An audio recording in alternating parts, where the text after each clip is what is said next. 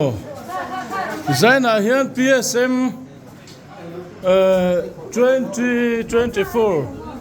Bedste mi somthum le pathum sairanga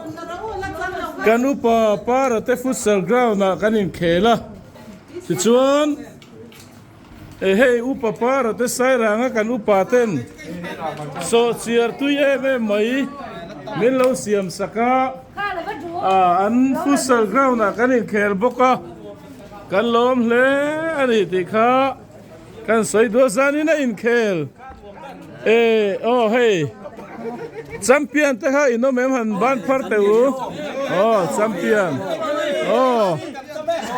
champion champion champion lo pon lo om te chiam lo ma pe ki memorial FC ten champion ne eta he ma pe ki chu oma ma pe ki memorial FC ten champion no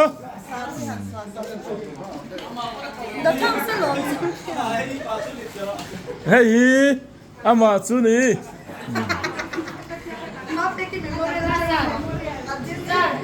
hey la hian sai rang lama kan upa te meron troi om tu hey ka khuan lian te pani hey la hian la thu ve boka de chuan hey kan Upa Para te football futsal ground ka han in khela te chuan hey ei tur tui nai em mai ko mo thla kan la sia hey arsa so chiar te min lo siam saka hey TV po thil ei la en lo chu boka kan ei tui le de an chunga kan lom tak zeta ni ti kan soi duwa he ta hian hey mam puya ne hian fa pa tang wal in kel thiam ten he ta hian ma donga in khel lampang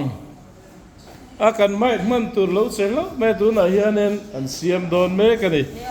ka kan lak le lok du ni sela thang e